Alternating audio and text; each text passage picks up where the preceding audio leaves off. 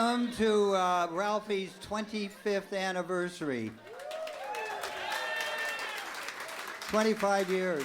And the first of those, if some of you might remember, were overnights. Those are horrible overnight shifts, and he did such a good job. And he played every song in the library and the disco versions of them all, too. So, again, thank you for being here tonight. I've looked forward to this for a long time now. Please welcome Ralph Anybody.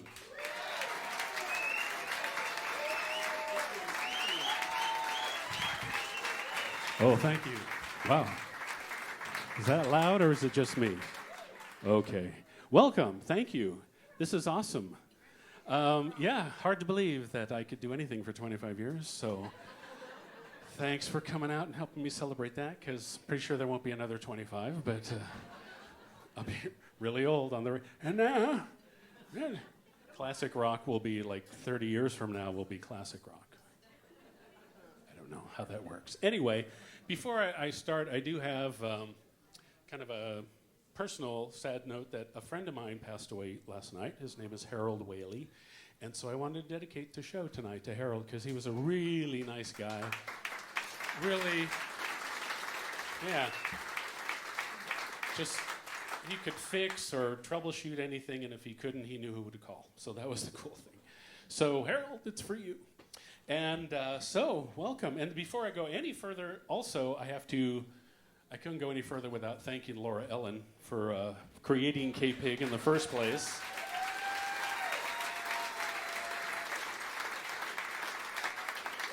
Where would we be without KPIG? I mean, what would you be listening to? I don't know. I don't know what I'd be listening. I don't even know what I'd be doing right now. I'd be like, you know, extra foam on that. Let me get your foam right here, pal. I got your foam. I'm not good with people. That's why it's good to be on the radio, because you don't have to... Well, like in the article in the Sentinel, it mentioned that I referred to myself as an extroverted introvert, because people don't, you're not introvert. It's like, yeah, I really am. It's not, I'm not like the kind of guy who's like, do you know who I am? I'm the guy that goes, God, I hope they don't recognize me. Oh, shit. Don't talk to me. But tonight's different. Tonight's a party. But yeah, I'm biverted. So, which makes sense since I'm bipolar. So, it all kind of goes together. So, bipolar. Any bipolar people? Raise both hands. Nobody, yeah. Nobody's raising their hand because they don't want people to know. That's a part of the thing about having like mental disorders or whatever is people don't want to talk about that, They'd rather talk about that cold sore on your lip. Is that painful, or is that... I was talking about depression. They used to call it manic depressive when I was a kid, which sounds bad, doesn't it? Manic depressive. Sounds like what it really is, because it's really a horrible thing. If you know anyone or have ever experienced bipolar depression, you could call it, bipolar they call it now because it sounds nicer, I guess. It's bipolar. And it's like, it's still really horrible. You could call it free kittens, and it would still be really freaking horrible. Stop it. I don't know. I feel I need to talk about it. Because I'm also ADD. Any ADD people? No, they're not even looking. Oh, there's two in the front. I thought they were like facing the other way, but you're looking. That's good. They're like, what? There's a show? I don't know. What was I talking about? ADD. All right. So, and I'm OCD. Any OCD people here in the audience? Any OCD? No, wait, you have to raise your hands at exactly the right level. Everyone the same. Don't mess with me now, okay? I can't work like this. I think everyone's a little obsessive compulsive. I think everyone has that certain amount of that. At some point, though, it becomes a disorder. Like, if you can't use the paper towel you just tore off because it didn't tear off straight, you might have OCD. And if you can't get out of the house in under 15 minutes because you're double, triple, quadruple checking everything, you might have OCD. I don't know. So here we are. This is fun. I went to a psychiatrist one time. This was weird. Because, I gotta go. I mean, you gotta go. I gotta get the meds somewhere. And the meds do work, by the way. I have to tell you that. I used to resist taking the medication. It's like, no, I can do this on my own. It's like, Lord, help me, I can do this on my own.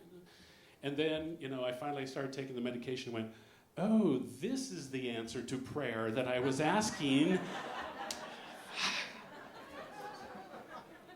Made me think about that joke about the guys in the flood as water's rising and it's up to the porch and a boat comes by and says, well, come get in the boat. No, my Lord will save me. Comes up to the window, second story, he's hanging out. Another boat goes by. No, the Lord will save me. And then he's up on the roof. The water is rising. The helicopter comes by and drops a ladder. He's like, no, my Lord will save me. And the water rushes up. He's swept away. He dies, goes to heaven and says, Lord, why didn't you save me? And God says, I sent you 2 boats and a helicopter. What did you...